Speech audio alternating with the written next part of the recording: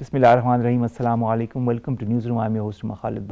Today is the 14th of November 2023, and these are the stories that we'll be highlighting during the course of the show. We'll begin, ladies and gentlemen, with the latest updates as far as the Israel-Palestine conflict is concerned. Of course, the number of casualties has surpassed 11,000. The fact also is that the pressure is mounting on different governments in the West because of the protests that different people are having. Tens of thousands of people are having across different countries in the West. The fact is also that hospitals are now on the brink of closure if they have not already been destroyed. The fact is also that a lot of children have been killed, so have a lot of women. A lot of women and children have also died in the hospitals because of lack of adequate care as far as Gaza is concerned. The fact is also that many people, in fact around 200,000 people have displaced from one end of Gaza to the other end of Gaza. The fact is also that Israel continues to perpetrate what it calls its track for Hamas. In the meantime, it continues to, with its barbaric attitude towards Palestine, towards Gaza, with the world looking on as an innocent bystander. This is going to be our first segment, ladies and gentlemen. Our second story of the day concerns the trilateral meeting between Islamabad, Tashkent and Kabul that happened in Islamabad. The Deputy Prime Minister of Uzbekistan also had a joint news conference with our Minister for Commerce a short while back, in which they highlighted the important things that were discussed during this meeting. There was also a meeting between the Afghan and the Pakistani side on ways to strengthen cooperation in economy and trade. This is going to be our second story. Our third story concerns the World Diabetes Day that is being observed today. The world diabetes, as you know, is not a lethal disease, but is a debilitating disease, and is something that occurs in many of us in Pakistan and in the region because of our penchant to eat a lot of sweet, and also the fact that we do not have ourselves checked whether we have diabetes or not. And sometimes it is way too late because a lot of side effects have occurred in different organs of our body before we realize that we are diabetic. So the realization of this day becomes even more important. This is going to be our last story. Let's begin with our first, and that concerns Israel-Palestine, the inhumane attitude of Israel and the world standing as a bystander without pushing what it needs to do, in fact the needful that it needs to do in order to for this escalation of violence to end, for this a ceasefire to occur, a long time ceasefire to occur, and a two-state solution to be put into effect. We've been joined by Dr. Farah, expert foreign affairs, in the studios. Farah, thank you very much to have joined us. Pleasure to have you always here. Farah, let's begin with the casualties, 11,000 plus casualties as far as Gaza, Palestine is concerned. It's not just Gaza, it's also the West Bank where the people are being killed mercilessly. How do you see the whole situation evolving in the next couple of days? There's a lot of talk about a 5-day ceasefire from both sides that could be put into effect, but is that enough? No, I don't see whatever is happening now is sufficient enough. No, it's not enough. But when we look at the ceasefire and the war to end, I don't see it is going to end very soon. It's going to be a long one, the hot one, because the war has been active since decades. Why I say that is because Israel, like Hamas attacking Israel, has become an issue of ego for Israel now. And they want to tell the world that who we are and what we can do. For their 1,400 people, if they can kill thousands and lakhs, it does not matter to Israel.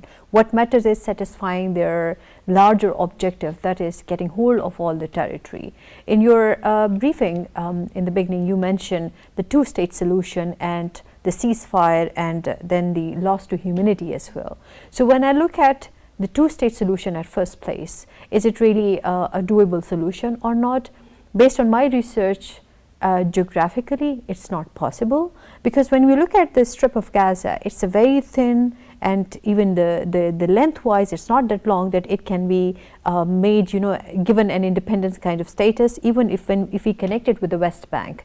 Because strategically and geographically, here is Gaza, a thin strip of land, and then there is a long distance between them, and Israel is sitting in the center, and then there is West Bank. Even in the West Bank, there are Jewish settlements.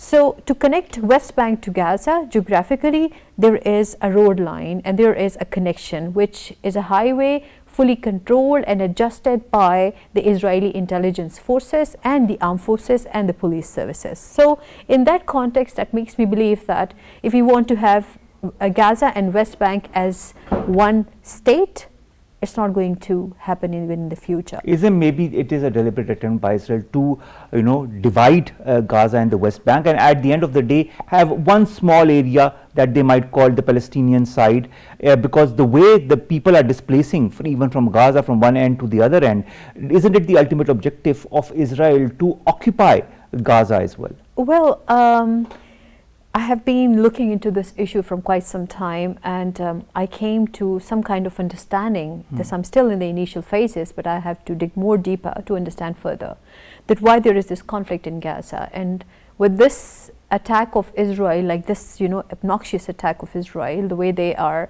not even looking after if children are getting targeted, if women are getting targeted, innocent, non-innocent, or whatever, they're killing everyone. And Netanyahu openly and bluntly say that they will make Gaza a graveyard, and then they will reconstruct Gaza and then let the people enter.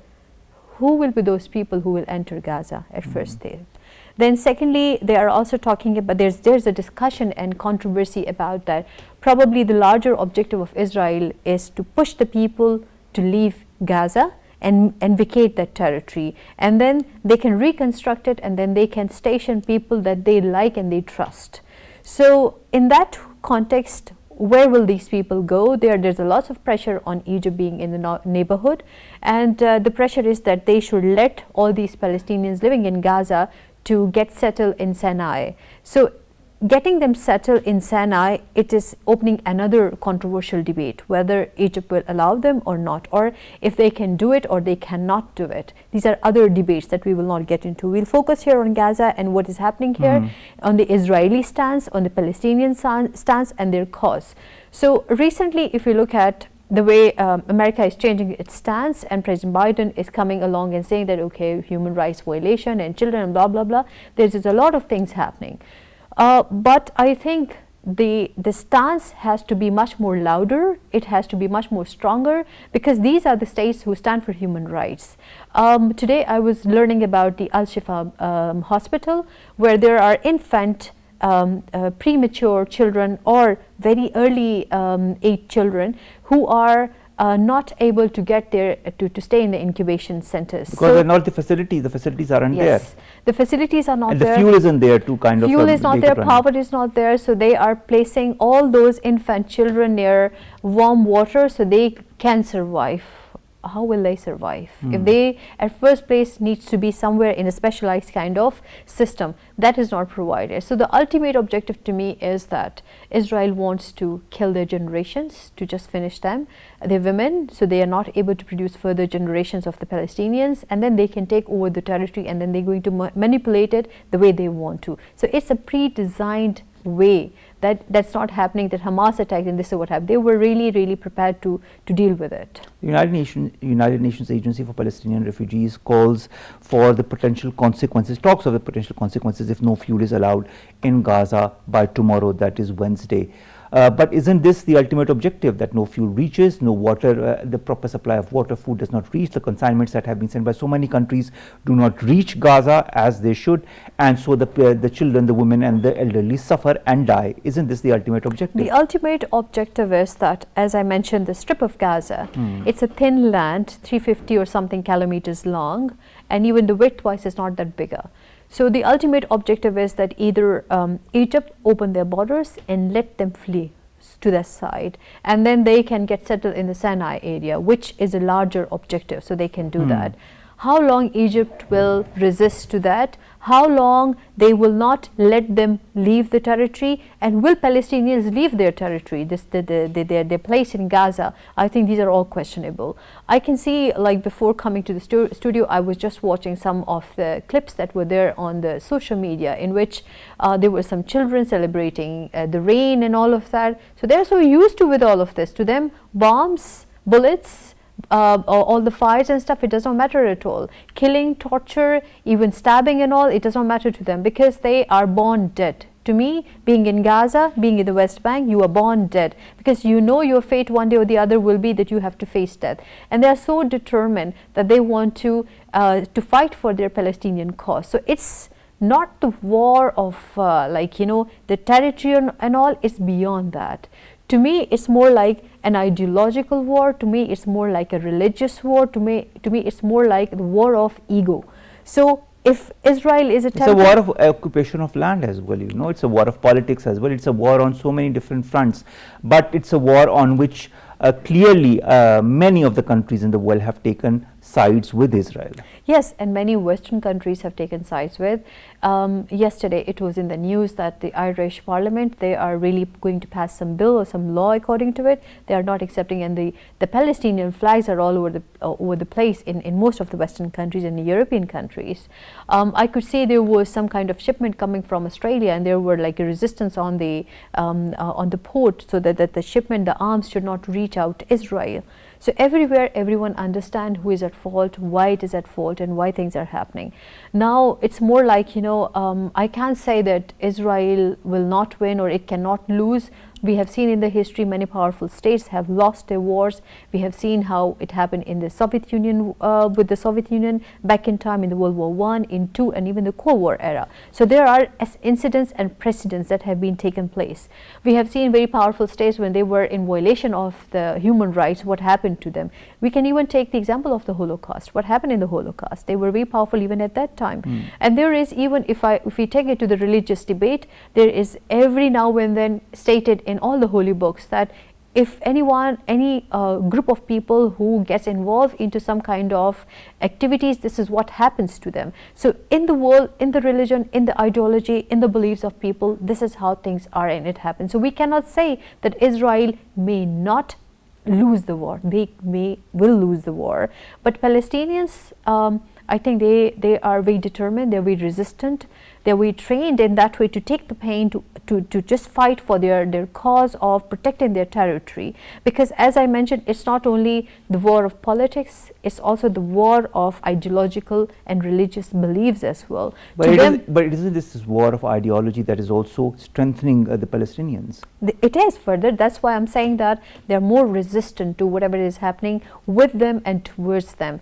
But one thing I must say is that through the recent incidences, now the world has realized where they have to stand with, and with whom they're going to support even in the future and even today. Because there was a blind support that all those prominent states, they will be standing and supported for the violation of human rights, children, women, and all of that. Nobody cared in today's world. When it comes to their interest, nobody matters to them. But when it comes to someone else, then it matters to them. So there is a realization in the world, which is really a good sign, a good gesture to me at least. All right, the Israeli foreign minister talks about a diplomatic window of 2 to 3 weeks, possible or not? I don't see this going to end. But one thing I must say is there is a resistance in Israel as well by the Jews against the Palestinians. Because they believe that whatever Israel and Netanyahu and this group is doing to the Palestinians, killing them openly and bluntly, is not acceptable to the Jews. Jews, the normal Jews, I don't see them as people who will stand for this kind of atrocities. They do not. It's just a small group of people that happens and prevails in any state and in any society. Same is the problem here. Secondly, the problem of American troops, American forces getting targeted in all over the world, and in those specific countries in the Middle East, I think this is an alarming sign, where we could see there is the American forces, they're getting attacked in Iraq. Even Iran is also giving very strong statements by bringing all the militant groups together and taking actions against Israel. No Jew would like to have this on their soil, or with their children, or with their women, or with their men. So they want to end this war. Netanyahu has to decide whether they're going to stand with its people, like the Jews altogether, or they want to stand with a small group of people that they support with these kind of drastic kind of actions against the Palestinians. So there's a divide which is clearly obvious there. Secondly, even in the world, within Israel this is happening, and outside Israel this is also happening, where the Jews in America, the Jews in Canada, the Jews even in Australia are standing up and siding with the Palestinians. They Palestinians. are siding with the Palestinians. They are holding their flags. It's a big thing. It's not a small thing.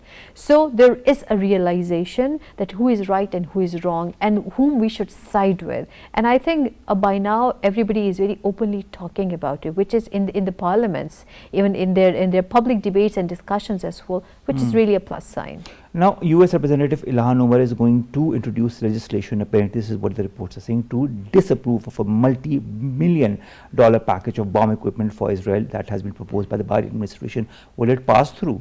I don't believe so. I don't believe so, because Israel, particularly Jews, they are very strong in America, and any American president who has to get into the house of the presidentship, they have to get approval from the Jewish lobby. So Jewish lobby plays a very important role. Most of his ministers, they are backed and supported by the Jewish lobby. So while they do something against their people, it will be really, really different and difficult thing that will come up, and challenging as well. But as I said, at the moment there is a division within the Jews as well. So who they going to side with to support the innocent killing of the Palestinians? If they want to stop that and they want to stand with in support of the passing of the bill, then it can happen.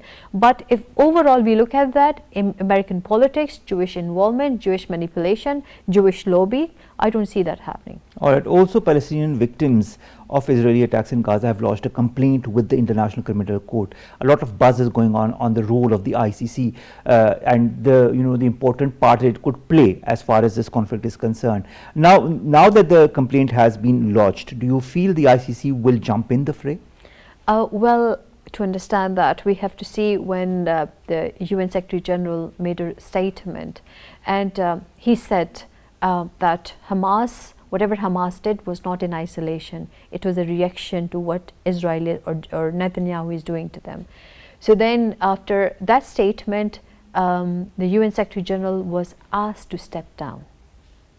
It's a big thing. The head of the United Nations, the General Secretary was asked, you just leave and you just either go sorry and either you should sorry be for your words, or change your words, or step back. So the International Court of Justice, if they are taking cases over there, so whether it can happen or not, I think the powerful, they are the US presence, and it's all powerful countries' presence over there is very prominent over there. So I don't see they can take any action against the world powerful countries. Now, the Human Rights Watch, you talked about the bombardment of the hospitals and the situation, the dire straits in which the hospitals are. Now, the Human Rights Watch says that the Israeli hospitals attacks should be investigated as war crimes. Again, this links the International Criminal Court and other courts as well. Is there a possibility, or do you feel this is also going to be snubbed and put on one side? All right, so I would like to draw your attention to what has happened in the past. I was just having this conversation with one of my friends as well, and we were talking about that, okay, there is this human rights violation and blah blah, and then there is lots of discussion happening about the Israel attacking the Gaza hospitals under the banner that Hamas probably has their stations under the ground of the hospitals. And then we were talking about whether there is a possibility or not. So I was trying to justify that, look, when America was invading Iraq, they said there are weapons of mass destructions. They destroyed all over Iraq. They killed their people. They took what they could. And towards the end, they say, oh, we are sorry. We couldn't find the weapons of mass destructions. We were wrong. Did somebody put them under trial? In violation of the human rights, in violation of the world resources, in putting their forces stationed over there? No. So in that context, learning from the history, whether somebody will take them to the courts that, oh, why were you killing innocent Palestinians? So you feel this is going to be a repeat of the past. All right. Now I'd like to, point towards what is happening in the US. There's immense political pressure on the Biden administration by the people, and when the US elections are about to happen next year, this also, puts a lot of change as far as the attitude of the Biden government towards Israel is concerned. US has warned Israel against civilian casualties in the battle for Al-Shifa hospital. This has been stated. Then we have 500 people who have worked on the US President Joe Biden's campaign in 2020 who have also last week published a letter talking about the US and pressure for an immediate ceasefire in Gaza. There is a change in attitude as far as the people in the US is concerned. Will the US administration bow down to the pressure? No, I don't see the US administration, if they will bow down to the pressure, no. And I don't see that they're going to change their narrative. Of course, there is a soft tilt that we can see now. It's just an election maneuvering tactic that happens anywhere in any part of the world. But whether it can compel America to change its policies, it will take time. Because we have seen in this year or two, there were so many wars that America has been engaged in. And recently, there's a lot of discussion coming from even Ukraine. Whatever they did in Afghanistan, it's another story, because Afghanistan is no more relevant to them at the moment. Maybe in the future, yes. Ukraine was something at the heart of American business and affairs. But now Ukrainians are also realizing what happened to them and who played them out, and what will be the future of them if Israel conflict is going to be prolonged for a number of years or months even. Who is going to find about what is happening to the Ukrainian in the cold weather that is going to approach them very soon. They're almost in the winters now. So what's going to be their future and all of that? They have started questioning that, about their resources, about their military strength that America was supporting them in the back. So American full attention at the moment is on Israel and supporting and standing with them, and then reaching out through their military might and military means and the technology and all that they can offer to Israel. This is what they are busy in. At the moment, they are not concerned about what we need to do to regain the strength and the position that they should be having. To me, at the moment, the current government under the Biden administration has lost their position, I believe. That's my personal understanding. But you know, this said, Anthony Blinken does say that we are focused on settling the conditions for durable and sustainable peace and security. The United States believes and continues to believe the best viable path, the only viable path, I'm quoting what he said, is through a two-state solution. So we return to the two-state solution. We return to the viability of the two-state solution that a lot of countries in the West, including the US, are now talking about. Will this happen? Can we look forward to some kind of a two-state solution in the weeks to come? What will be the two-state solution? What are they offering? Gaza and West Bank together, or wiping off Gaza and West Bank only? So if it's West Bank only, what will happen? The Palestinians, they will be deprived of their access to water. They will be deprived of their imports and exports that's going to take place from this part of the world. As I said, two-state solution on the basis of taking over Gaza, taking the people or killing the people so nobody can live here. And they can always say that we are busy in reconstructing this part of Palestine, but the beauty is that they will reconstruct it and install those people that they trust. Right? Okay. So it's a complicated one. Two-state solution in itself is a very complicated subject. It's a complicated one, but you know, one needs to or tends to be, or we should try to be optimistic in this whole devastating scenario, to say the least. When you see people dying every hour, when you see the number of casualties, and when you know that in the coming hours, in the coming days, the casualties are going to increase, if not double. Thank you very much, Dr. Farah, to have come all the way to the studios, to have joined us to talk about this conflict that touches the heartstrings of every single person, irrespective of caste, creed or religion in the world. But it needs to also touch the heartstrings of those who are at the helm of power in Israel and in the West. Thank you very much to have joined us. That was our first story, ladies and gentlemen. Our second concerns the Afghanistan, Uzbekistan and Pakistan tripartite meeting that was held in Islamabad. There was a joint meeting addressed to the press that was also held between our Minister for Commerce and the Deputy Prime Minister of Uzbekistan as well recently. In fact, a couple of minutes back, in which the Uzbek-Pakistan strategic partnership was discussed, the energy and B2B relationship was discussed, and the fact that our Commerce Minister was saying that everything needs to be documented, talked about logistics, talked about secure insurance, and talked about Exim Bank, whose relationship will also be coming forward. At the same time, there was also a meeting between the Afghan side and the Pakistani side, as you can see here, and the importance of the meetings and the discussions between the Afghan and Pakistan side can also not be put on the side, because that is important under the current context of what is happening on the border, what is happening from the Afghan side into Pakistan as well. There's also talk of a joint working group of Uzbekistan and Pakistan, which is going to meet every year. This is what has been discussed and decided and was highlighted in this joint meeting between the Uzbek Prime Minister and our Minister for Commerce. We've been joined in the studio by Dr. Amna Mahmood. She's an expert in international affairs, and she's with us here. Dr. Amna, thank you very much to have joined us. It's always a pleasure to see you here and to see you in our show. Same from my side, Omar. It's really a pleasure to see you. All right, Dr. Amna, I'd like to understand the importance of this tripartite meet and the importance under the current circumstances in this day and time when Afghanistan, Uzbekistan and Pakistan get together for talks on commerce, whether it be commerce, whether it be politics, whether it be tensions. Do you feel this could lead the way towards a stronger region?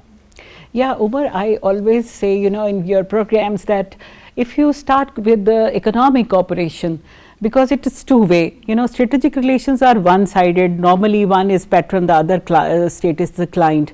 And when we have cooperation, economic cooperation, certainly both sides are getting benefit, and that helps to start with cooperation leading to interdependence. So we are on the stage where we are having number of differences we have developed over the years, and now we are in the process of resolving those, but we see that in the last 2 months there was a tension between Pakistan and Afghanistan, and we were like on the brinks of war, sometimes it looks like. But this is a very positive move. When I saw this news today, I was very happy. Secondly, when you have another party, the third party, then it is more easier to conduct relations, because stakes are for tripartite, and instead of, you can call off, if you are having bilateral relations, you can call off at any time with any excuse that we don't want to do this then. But here we are having tripartite relationship, and that is a meeting today that was headed by, co-chaired by Pakistani Foreign Minister and Deputy Prime Minister of Uzbekistan. That is very encouraging, that Deputy Prime Minister of Uzbekistan is here. It shows the seriousness of Uzbekistan on the matter of bilateral trade and trilateral trade. And whenever there would be a talk of bilateral trade between Central Asian countries and Pakistan, certainly Afghanistan is involved, because you have to cross Afghanistan to reach to Central Asian states. So I think that is a very positive move, and I would appreciate that Pakistan is hosting that. Pakistan's acting foreign minister also, Pakistan's current foreign minister also met with the Taliban's acting commerce minister. Do you feel that such meetings are important in the current context of Afghan-Pakistan relations? Yeah, obviously I just mentioned that instead of going through political problems which we are not able to resolve right now, it is good to have cooperation and coordination in economics, because here we are having convergence of interest. But when we talk about the border issues, when we talk about the repatriation of Afghans, then we are not having convergence of interest. We are having certain divergence, and we are having some irritants as well. But here we don't have any irritant, because we are already having a heavy trade with Afghans, and it would be, if it would be regulated through these negotiations as going on here in Islamabad, that would be good, that the problems would be solved, because sitting together across the table is the best way to resolve the issues. And if you are talking about economic issues, then certainly somewhere you will talk about the irritants as well, as Afghan minister talk about the assets of Afghans moving from here, and what would be the mode of payment back, these are the irritants. Yes. But that would be discussed as a side move, and that issue would be resolved when you are intended to grow your trade. Then you will resolve the sideline issues. They would be conciliatory, and Pakistan would certainly be conciliatory. So I think that is a best time that we are having this meeting right now in Islamabad. But there's a huge question mark regarding terrorism as well that emanates from the Afghan soil. The statement from Pakistan's Foreign Office regarding the collective action against terrorism, how does that influence the ongoing discussions and potential cooperation between, let's put into context these three countries, Uzbekistan, Pakistan and Afghanistan? Yeah, Omar, actually when we talk about terrorism, normally we blame that is coming from Afghanistan, and you see that more destruction by TTP in Pakistan, and then we are having tension between Afghanistan because they refuse to accept the responsibility and we continue to blame them. It is also a very positive move when we recognize that this is a bilateral issue working on both sides of the boundary. And when you acknowledge the root of the problem, then you can sit together and resolve. I always say that there is no war is no solution. You should resolve your issues, then you should extend your cooperation. If terrorists are crossing border from Afghanistan to Pakistan, certainly there should be some mechanism to stop them there. And same is the case with Pakistan. When they are here and they are Afghans, then Afghan government should not support them. So I think that is the best way to resolve that. Terrorism is, it's a common problem, and Afghanistan it is itself a victim of that. But when they refuse to take the responsibility that our land is not being used, and that this point was included in Doha talks as well, that no country would allow their land to be used for destruction against each other by the terrorists. So I think that this point is very important, that if we want to have sustainable relationship, we should acknowledge the basic issues and we should resolve together instead of blame game. So I think that is very positive. Terrorism is one challenge. What are the other challenges and also, let's be optimistic, opportunities that are associated in this trilateral meeting? I see more opportunities than the challenges if you are able to acknowledge, because major irritant was terrorism. Major irritant was interference from both sides. They blame us and we blame them. And same, the second irritant was these refugees, those are not listed and registered in Pakistan. First they were saying that we will not accept, that Pakistan would take now they are talking about their assets only. It means that they have accepted this, that they have to come back because they are not registered, and they have accepted Pakistani point of view that we are repatriating only the unregistered Afghans, not the registered Afghans. That is very positive, and that is very success of Pakistan government that they are accepting now. Now they would resolve the further issues which are arising from this repatriation, and these are the challenges. Third challenge, that is more interference by India, and they are routing through Afghanistan. Another challenge is bilateral Afghan trade and Afghan transit trade, because we are having number of reservations about that this should be channelized through the international law and in the interest of Pakistan as well. So I think that these are the challenges, and all these would be can be resolved sitting together. If they would sit together for economic benefit, these are the opportunities. The bilateral trade, trilateral trade, then it would be multilateral trade, because once Pakistan was planning to have a road through Afghanistan, you remember American Secretary of State traveled with the Pakistani then Interior Minister to Afghanistan, and that was actually chalking off the road to, and now they are talking about railroad as well. That is the best mode of transportation. Let's talk of railroad. There was a meeting for the press between the Pakistani and the Uzbek side that was represented by the Uzbek Prime Minister, Deputy Prime Minister. And this is one of the points that was highlighted by the Deputy Prime Minister of Uzbekistan was a Trans-Afghan Railroad project. And he said this is something that they are very interested in. Now, these plans for trade transit, railway connections between South and Central Asia, how can, in your point of view, contribute to the broader economic strategy of all the countries involved, whether it be these three or even beyond? Beyond that, Central Asia, the whole Central Asia. The whole Central Asia is still, they are landlocked and they need support from any sea opening, and that Pakistan can provide through Gwadar and Karachi, Ben Qasim as well. So I think when you are ready, you can stop trade anytime, and we used to do that, Afghan and Pakistan, number of times we have stopped our trade. But when you construct infrastructure, it means that you are investing money, energies, and then you are resolving your political disputes. So it is very important and pertinent to build up these railroads and roads. Then there would be investment by both sides, rather when it is trilateral by three sides. And then Central Asian, all states can be involved. So Pakistan would not be on receiving end. Pakistan would provide them facilitation, and so Pakistan would be the beneficiary of all the trade going through Pakistan if we would properly handle these things. All right. In the same address to the media by the Pakistani and the Uzbek side, the Uzbek Deputy Prime Minister also talked about, and so did the Pakistani side, about a joint working group of both Uzbekistan and Pakistan which will be meeting every year to chalk out a strategy for the future, for the region, for both countries, and also to look at all the lacunas that exist. Do you feel this joint working group should be extended to other countries and to Afghanistan as well?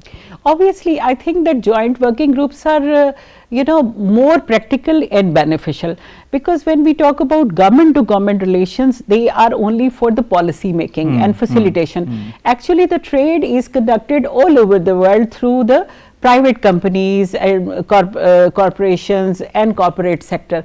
And these joint groups, when they are constructed, they are having their membership of traders, industrialists and manufacturers and agrarian people also. So that would help to extend or trickle down the benefits to the grassroots level. And when you have peoples to people relations, they are more sustainable, because their cultural affinity with each other, having interaction with each other, then people having regard of each other, that is more beneficial. And obviously we have to concentrate on trade, because we want to stay as a sovereign nation. So trade is the only way to increase your viability and acceptance in your region. First in your region, then beyond your region as well. Now, Dr. Amna, when you highlight trade as a major avenue as far as not only securing, stabilizing Pakistan, but also strengthening the cooperation with other countries. Now, I will refer again to this joint media brief that was given by the Pakistani and the Uzbek side, because it just happened a few minutes before our program started. And in that, the Pakistani side highlighted the issues that exist as far as facilitation of trade is concerned from the Pakistani side. He said what we need to do is we need to document everything, we need to work on the logistics of every single trade deal that we go to, and there needs to be a secure insurance. And he talked about Exim Bank that is going to be involved in that as well. And he talked about energy as a very important corridor that could be highlighted between the countries and a business to business relationship. Let's highlight these two factors: energy cooperation and business to business relationship between countries involved, whether it be these three or whether it be even beyond other countries in the region, which Pakistan can work towards strengthening cooperation in these sectors. Yeah, you see that regional cooperation has number of avenues open, and you see that this belt, the whole belt starting from Middle East and going through the Central Asia, that is rich in resources. So we cannot only have cooperation in trade of oil and gas. We can generate energy, and that now you can have cheap electricity available at your country. True. And same is the case with those countries. They can benefit from the agrarian society of Pakistan. We are having lot of things, but one thing I must say, if you want to have trade, you may have to make your house in order. So in two terms, one is that we have to bring a political stability in Pakistan, and we should be able to have economic investment to produce something, because in trade you should have something to exchange as well. Otherwise you will just be a consumer nation and a market for others, right? And second thing, that we have to make easy laws, one window action, operationalize, So others should not be, bickering for 8 months for having just one contract. So whenever anybody comes or any multinational organization comes from any other country across the world to Pakistan to invest in Pakistan, they should be happy that everything is taken care of. That should be the first and foremost thing for Pakistan to take care of in the days to come, or to increase the investment in Pakistan. Thank you very much, Dr. Amna Mahmood, to have come to the studios, to have joined us, and to talk about this trilateral meeting between Islamabad, Kabul and Tashkent. It's important in the current scenario of the developments that are occurring in Afghanistan. It's also important in the scenario of Pakistan that wants to strengthen itself in the trade, commerce section, and also build on the cooperation with important countries in the region. That is bilateral, trilateral and multilateral. This is what you said. This is yes. what you said. Thank you very much, Dr. Amna, to have joined us. Let's come to our last story, ladies and gentlemen, and that concerns World Diabetes Day. This is being held today. What is diabetes? How did it start? What are the basic consequences of diabetes? More in the following report. The year was 1922. Thank you. Scientists in Toronto went to a hospital ward with diabetic children, most of them comatose and dying from diabetic ketoacidosis. Known as one of medicine's most incredible moments, with parents sitting at the bedside waiting for the inevitable death of their child. The scientists went from bed to bed and injected the children with the new purified extract insulin. As they began to inject the last comatose child, the first child injected began to awaken. Then, one by one, all the children awoke from their diabetic comas. A room full of death and gloom became a place of joy and hope. Since then, we have come a long way in managing and treating diabetes. But this global health issue is only increasing, burdening healthcare systems globally. World Diabetes Day provides an opportunity to raise awareness about what needs to be done, collectively and individually. 1 in 10 adults worldwide have diabetes. Over 90% have type 2 diabetes. Close to half are not yet diagnosed, taking the number to well over 500 million. Diabetes can lead to blindness, kidney failure, heart attack, stroke, and lower limb amputation. Every 5 seconds, one person develops diabetes. Every 10 seconds, one person dies of diabetes. Every 30 seconds, a limb is lost to diabetes. As for Pakistan, the country has the highest diabetes rate in the world. Over 33 million adults are living with diabetes. This means in the coming years, diabetes and its related problems are set to overwhelm country's already frail healthcare system. A lack of access to affordable education in Pakistan plays a major role in growing diabetes cases, with lack of exercise, dietary habits, and rising obesity being primary factors in Pakistan's diabetes surge. Unless people change their lifestyle and dietary habits, this problem will only get worse and millions of more will suffer from it. Along with awareness, the diabetes care and treatment needs to be made affordable in current high inflation. This is Ali Andaz reporting for PTV World. Now, you just watched this report on World Diabetes Day and the implication of diabetes. Dr. Saddar Shoaib Khan joins us from the United Kingdom. Dr. Shoaib, thank you very much to have joined us. Dr. Shoaib, when you look at the staggering number of cases that are increasing every passing year, and it's just not the developing countries, but also the developed countries, including the United Kingdom, where you are presently stationed, what do you attribute this increase in the number of cases to, despite all the developments that have been made? Assalamu alaikum to you, Omar, and all your listeners. Thank you for having me on the show, and thank you for choosing this extremely important topic of diabetes, which in my opinion is one of the biggest health crises that our generation is facing. So diabetes is increasing worldwide, as you rightly said, and the most recent numbers show that 1 in 10 adults all over the world have diabetes, and half of them do not even know yet. And this is increasing rapidly. Why is this increasing?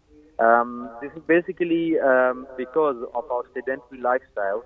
Over the last few decades, our lifestyle has changed, whereby we are more sitting and working rather than walking around and doing physical labor. And on the other hand, our diet has become more and more high calorie in terms of having more fat and in terms of having more refined carbohydrates, and we are going away from natural diet. Both of these factors are leading to increasing obesity, where we are accumulating fat on our bodies. And when there is more fat on our bodies, the metabolism inside our body is affected and the sugar levels start going high. And when there's high sugar levels in the body, in the blood, it reaches every organ in our body and it can affect all our body organs. In the brain, it increases the risk of stroke and dementia. In the eyes, it increases the risk of blindness. In the heart, it increases the risk of heart attacks and cardiac death. In the feet, increases the risk of ulcers and infection leading to amputations. In our kidneys, it leads to increased risk of kidney disease needing dialysis. In our and it causes infertility as well. So every organ in our body is affected by it. And due to this increasing obesity, this pandemic is affecting everyone. And because it's a disease of obesity, as you know, obesity affects, especially the developed nations as well, and the developing nation as well. So that's why it is increasing rapidly all over the world. Dr. Shoaib, the theme for this year's World Diabetes Day is access to diabetes care. What are the lacunas as far as diabetes care is concerned, whether it be the West or the East? Very, very important question. I think in terms of Pakistan and even all over the world, especially in Pakistan, I would say the biggest lacuna is awareness. People do not, the figures show that half of the people who have diabetes don't even know that they have diabetes. So if you don't know that you have a disease, you're never going to look out for any help or any care. So that's the most important bit, to increase the awareness of diabetes, to let people know that this is a major health problem, for people to be aware of their own bodies, to see that they are gaining fat and gaining weight and becoming obese, so their risk of diabetes is increasing. And then obviously the testing, we need to test sugars of those people who are at risk. And these are all those people who are ladies who are pregnant, men and women who have increased weight, whose waist is more than half of their height, and those who have an increased family history of diabetes. And once they know that they have diabetes, then it comes to obviously trained health professionals who can then treat this diabetes. And again, then it comes to poverty and access to good quality healthcare. And obviously, our country, Pakistan, is affected by poverty, so people will find it difficult to access health.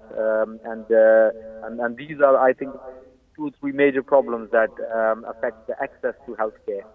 All right, Dr. Saddar Shoaib Khan, thank you very much to have joined us all the way from the United Kingdom to talk about the World Diabetes Day and diabetes as a disease as well. This brings us to the end of today's newsroom. We'll see you inshallah tomorrow with new story segments that pertain to us, you and Pakistan. Until then, Allah Hafiz.